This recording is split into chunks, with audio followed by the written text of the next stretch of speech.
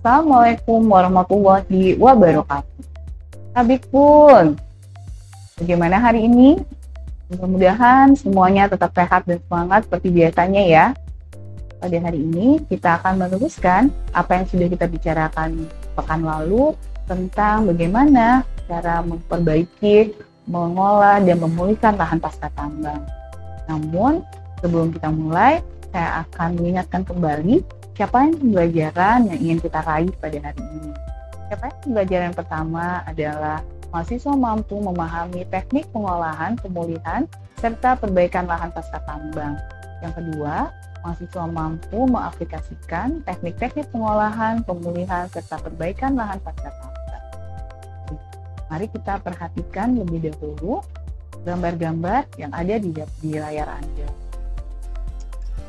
Ketiga gambar ini adalah gambar lahan-lahan pasca tambang.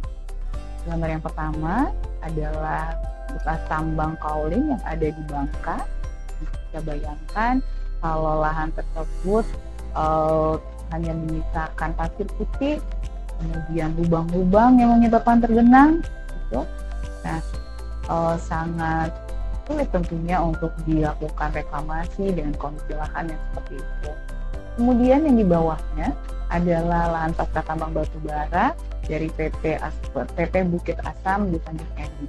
Anda perhatikan juga bahwa karena tambang batu bara itu open pit, maka akan menyisakan juga lubang-lubang yang memiliki potensi akan air asam tambang yang pH-nya sangat rendah, dan juga tidak memiliki topsoil. Jadi suatu masalah yang cukup besar, yang cukup rumit juga yang harus diselesaikan pada lahan pasca tambang. Sementara di sebelah kanannya adalah gambar lahan pasca tambang batu kapur yang diambil di Gunung Kunyit, Bandar Lampung. Coba Anda perhatikan, yang bisa tumbuh di tanah hanyalah rumput-rumputan, ya, batu. Karena memang hanya batuan yang ada sisa di tanah, gitu, tidak ada topsoil. Nah, karena itu kemudian kita harus memikir gimana ya cara melakukan pemulihan pada lahan. Berikut adalah dampak penambangan terhadap lingkungan. Yang tadi beberapa hal sudah tadi kita sampaikan dan kita bicarakan ya. Nah, yang pertama adalah tutupan vegetasi hilang. Anda sudah lihat gambarnya tadi bahwa pada sebagian besar lahan pasca tambang tidak ada tutupan vegetasi sama sekali. Kemudian lahan itu tentunya akan menjadi terbuka. Kalau lahan terbuka, maka kemungkinan terjadi erosi, kemungkinan terjadinya degradasi lahan menjadi marginal dan sebagainya semakin besar. Masalah lainnya adalah lapisan tanahnya menjadi terganggu. Biasanya tadi ya kalau dengan open pit, begitu kemudian ledakan itu menyebabkan tentunya topsoil itu, horizon tanah itu akan sangat berubah, akan hancur begitu, sehingga lapisan-lapisan tanahnya itu sangat rusak. Dan ada potensi dari waste rock. Jadi waste rock di bagian terbawah itu akan biasanya kan masih mengandung banyak sekali unsur-unsur tertentu yang bisa mengandung racun dan sebagainya yang akan bisa berpotensi menjadi limbah, ya, dan itu perlu dikelola. Begitu juga tailing. Anda masih ingatkan apa itu tailing, ya? Tailing misalnya dari lahan-lahan pasca tambang emas mengandung merkuri, mengandung cyanida, memiliki potensi menjadi limbah yang dapat sangat merusak lingkungan. Kemudian limbah dari air tambang, ketika kita melakukan penambangan bawah tanah, ya, apakah itu open pit atau closed pit, maka kemudian biasanya akan keluar tuh air. Nah, air ini juga tidak selalu merupakan air yang baik, gitu ya, mungkin pH-nya rendah dan sebagainya, yang menyebabkan kita perlu melakukan pengolahan. Begitu juga dari proses pemurnian. Misalnya nih, pada tambang batu bara, ketika batu bara itu diangkat, itu perlu dicuci dulu, perlu dibersihkan. Nah, proses pemurniannya ini akan menghasilkan limbah kan, ada yang terbawa di air tersebut yang harus. Nah, sekarang bagaimana cara memulihkannya? Yang pertama, lakukan dulu analisis tanah.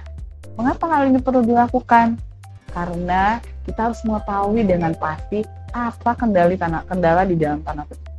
Apakah masalah di sifat fisik, kimia, atau biologinya, gitu. Dan mengapa ini perlu dilakukan? Agar kita kemudian mengetahui rencana atau kira-kira apa yang bisa kita lakukan untuk mendapatkan solusi dari komunitas untuk memulihkan lahan pasca tambang tersebut. Karena kalau tidak, maka kita khawatir bahwa akan terjadi kegagalan dalam melaksanakan reklamasi. Padahal Anda tahu kan, dengan tingkat kesulitan, dengan permasalahan tanah yang luar biasa, maka biasanya kita membutuhkan biaya yang juga cukup tinggi untuk melakukan reklamasi. Maka kalau kita tidak melakukan perencanaan dengan tepat, tidak mengetahui permasalahan dengan tepat, dikhawatirkan akan terjadi kegagalan dari reklamasi tersebut. Maka kita perlu melakukan analisis tanah dengan teliti untuk menyelamatkan dari kegagalan. Dan yang terakhir tentunya menyelamatkan kos atau biaya. Seperti saya sampaikan tadi, biaya reklamasi itu cukup tinggi. Apabila kita tidak melakukannya dengan tepat, tidak melakukan riset yang memadai sebelum melakukannya, dikhawatirkan hanya akan membuang biaya dan tidak mendapatkan keberhasilan. Oke, sekarang kita telah kembali apa sih permasalahan tanah yang umum pada lahan-lahan pasca tambang. Ada tiga sifat tanah, ingat kan? Ada sifat fisik, kimia, dan biologi. Kita akan mulai dulu dengan sifat fisik.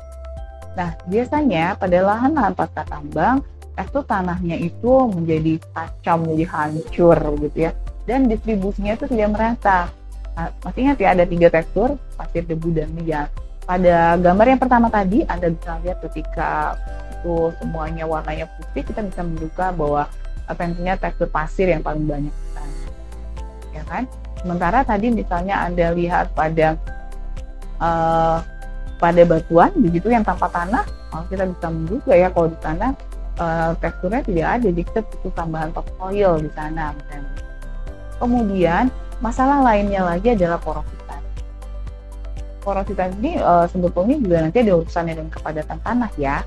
Tetapi utamanya porositas ini, pori makro dan mikro ini tentunya akan berhubungan dengan aerasi dan drainase. Nah, selanjutnya adalah adanya lapisan kedap air. Biasanya ketika penambangan terjadi begitu ya, dan itu mencapai kedalaman tertentu sehingga dia akan mencapai lapisan kedap air yang menyebabkan kita tentu akan kesulitan dalam menyimpan air, gitu ya. Kemudian ada kepadatan tanah yang diakibatkan lalu lalangnya kendaraan, aktivitas penambangan dan sebagainya. Maka ini akan menghambat irigasi, kemudian juga penetrasi akar akan sulit, pertumbuhan tanaman akan terganggu dan sebagainya. Selanjutnya kadar air tanah.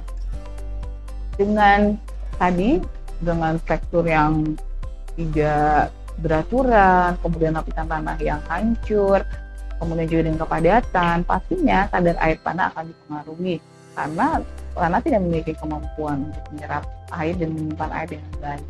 Lalu suhu tanah. Nah, karena lahannya biasanya terbuka, gitu ya, maka suhu tanah biasanya juga sangat tinggi. Suhu yang tinggi ini akan menyulitkan pertumbuhan tanaman dan organisme di dalam tanah. Ini nanti akan berpengaruh pada sifat tanah yang lain. Oke, sekarang kita lanjutkan pada sifat biologi tanah. Apa yang terganggu? Karena tidak ada tutupan lahan dan kandungan sel organik yang tinggi, tentunya aktivitas organisme, populasi organisme akan sangat rendah. Nah, dengan demikian, tentu sifat biologinya akan sangat terganggu. Mungkin tidak terjadi begitu. Tidak ada karena tidak adanya vegetasi dan mikroorganisme, maka kita kehilangan sifat biologi dari tanah tersebut. Yang selanjutnya adalah sifat kimia. Permasalahan dalam sifat kimia adalah tentunya pertama miskin unsur hara. Jadi kita sudah tentu saja berhubungan dengan sifat fisika dan sifat biologi. Karena kondisi fisikanya yang hancur, kemudian tidak ada aktivitas biologi di dalam tanah tersebut, maka sangat mungkin bahwa tanah-tanah tersebut akan sangat miskin unsur hara. Kemudian pH. pH-nya bisa sangat rendah atau sangat tinggi, ya kan? Pada beberapa penambangan seperti batu bara misalnya, itu akan pH setelah pasca tambang itu akan sangat rendah.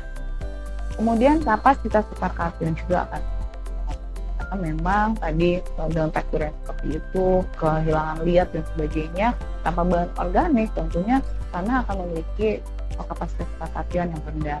Kemudian adanya senyawa beracun. Nah, sangat mungkin karena tadi terekspos ya, terbuka, itu senyawa beracun itu akan terangkat ke permukaan dan menyebabkan masalah. Biasanya sih senyawa beracun adalah unsur-unsur mikro yang dibutuhkan oleh tanaman, tapi dalam jumlah yang kecil begitu ya, tapi kalau jumlah besar dia akan jadi toksik.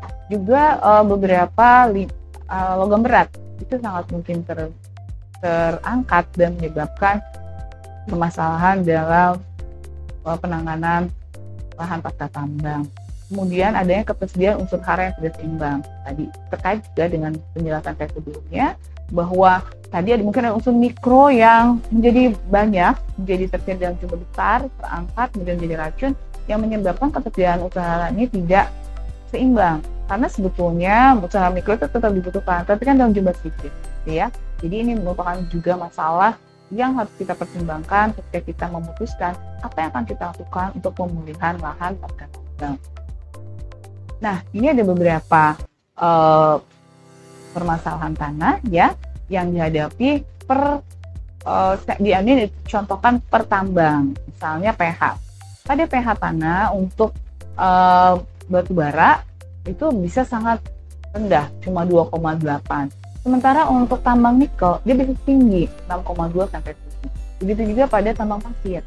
Nah, sementara untuk water holding capacity, ya pemegang air, gitu, kemampuan memegang air pada batu bara, misalnya penambangan batu bara itu sangat rendah. Sementara pada penambangan pasir dia bisa sangat-sangat rendah. Gitu. Kemudian misalnya AL nih, AL kan unsur hara mikro yang dibutuhkan dalam jumlah sedikit, ya. Jadi kalau dia banyak dia bisa racun. Nah, pada penambangan batu bara dan nikel itu AL cenderung terekspos, jadi dia jadi banyak tersedia dalam jumlah sedikit dan merupakan sesuatu yang harus kita maintain, ya. Sementara pada penambangan pasir dia sangat rendah, ketersediaannya sangat rendah, menyebabkan kita juga perlu memaintainnya agar mampu mencukupi kebutuhan dari tanaman yang ada.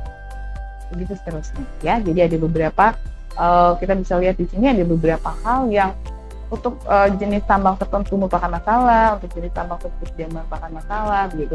Tetapi itu memerlukan maintenance, memerlukan pengelolaan, bagaimana apa yang harus dilakukan agar bisa dipulihkan. Nah, sekarang kita lihat nih beberapa teknologi yang diterapkan untuk melakukan pemulihan. Yang pertama adalah hydroseeding.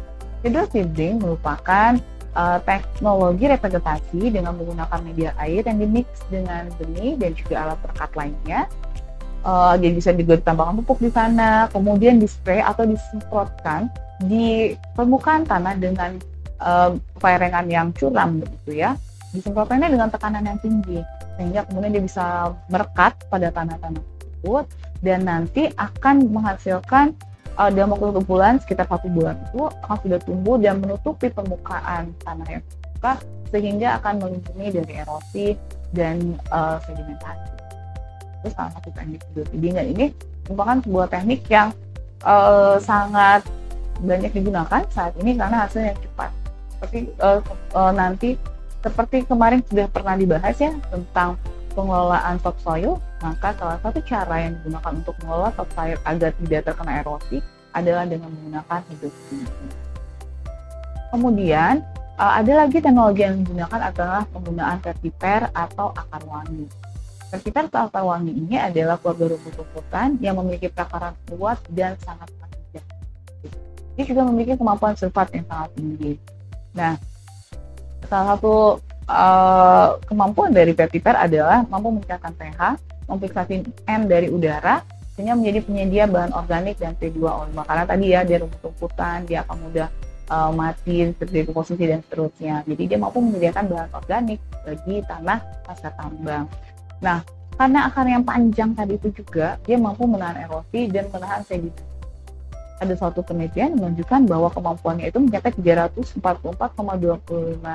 meter persegi per hektar pada saat dia berumur 8 bulan gitu. Itu mampu menahan sedimen cukup banyak gitu ya. Kemudian manfaat lainnya adalah minyak vetiver ini akan menghasilkan minyak asiri yang banyak digunakan gitu. Nah, dengan menggunakan vetiver ini kita bisa melakukan pengolahan air, kemudian peningkatan bahan organik, dan kemudian tentunya memberikan nilai tambah dengan adanya pemanfaatan baik dari minyak asiri, kemudian juga kerajinan, bisa juga digunakan untuk pakan ternak. Yang lainnya adalah teknologi menggunakan swampy forest. Air asam tambang itu pengolahannya sangat berat. Biasanya dikelola dengan menambahkan kapur. Nah, tapi itu tadi ngopernya berulang-ulang dengan kolam kolam limbah yang bertingkat gitu, sehingga membutuhkan biaya yang sangat tinggi atau cukup tinggi dan waktu yang cukup lama. Maka kemudian dikembangkanlah teknologi pemulihan dengan menggunakan rainforest, di mana kita di sana digunakan konstruksi hutan buatan yang digunakan untuk kemudian memanfaatkan air asam tersebut untuk tanah-tanah, maksud saya untuk tanaman-tanaman yang tahan terhadap pemakaman, sehingga dia tidak perlu dikelola maksudnya tidak perlu dikelola atau ditingkatkan pH-nya, dia sudah bisa di sana saja mencukupi sehingga kemudian bisa survive gitu, bertahan. Ya. Kemudian ada pemanfaatan rumput sinau. Ini dimanfaatkan karena dia mampu tumbuh di pH rendah juga. Jadi pada pH 3,5. Anda tahu ya bahwa untuk tanah-tanah dengan pH sangat rendah sangat sulit mencari tanaman yang mampu tumbuh. Nah, perbedaannya kenapa kalau misalnya terlambat kan misalnya kita akhirnya diokupasi sama alang-alang ya. Nah, karena alang-alang itu tapi kan menjadi masalah kemudian. Tapi dengan rumput sinyal ini dia mampu bertahan pada pH rendah dan dapat digunakan untuk usaha peternakan. Jadi ada yang bisa dapat dimanfaatkan gitu ya oleh masyarakat sekitar atau perusahaan tersebut, sehingga nanti perlahan-lahan setelah terjadi dekomposisi dan sebagainya, kondisi tanah baik, maka kita akan melanjutkan revegetasinya dengan jenis tanaman yang tepat. Selanjutnya adalah pemanfaatan void atau lubang bekas tambang. Di awal Anda sudah melihat beberapa bekas lahan pasca tambang dengan lubang-lubang tertentu yang sulit untuk dikelola. Nah, kadang-kadang void atau lubang bekas tambang ini tidak perlu di backfilling gitu ya, karena sangat sulit, sangat membutuhkan energi yang luar biasa. Maka kemudian timbullah sebuah teknologi bagaimana caranya agar lubang-lubang tersebut dapat dimanfaatkan tanpa perlu ditutup. Karena mungkin tadi kebutuhan untuk menutupnya, media penutupnya akan menghabiskan energi dan sebagainya. Ada banyak cara. Biasanya kemudian setelah dilakukan pengkondisian ya terhadap air yang ada di void tersebut, maka void tersebut dapat digunakan sebagai kolam ikan, danau buatan gitu ya untuk rekreasi dan sebagainya. Jadi ada teknologi-teknologi kemudian yang dilakukan agar lubang bekas tambang tersebut dapat. Baiklah, bagaimana perkuliahan kita hari ini? Mudah-mudahan dapat dipahami ya apa yang saya sampaikan. Seperti biasa, saya sudah menyiapkan bahan-bahan perkuliahan untuk Anda unduh di Piklas dan Siakan. Kalau ada pertanyaan, juga bisa disampaikan. Nah, sebelum saya akhiri, sekali lagi saya ingin mengingatkan Anda bahwa untuk melakukan pemulihan lahan pasca tambang sangat diperlukan pemahaman yang baik tentang kondisi tanah lahan pasca tambang tersebut. Hal ini perlu kita lakukan agar tindakan-tindakan pemulihan yang kita lakukan itu akan memberikan hasil yang maksimal dan menghindari kita dari kegagalan. Demikianlah, sampai jumpa pekan depan. Terima kasih atas perhatiannya. Tetap sehat dan semangat. Assalamualaikum warahmatullahi wabarakatuh.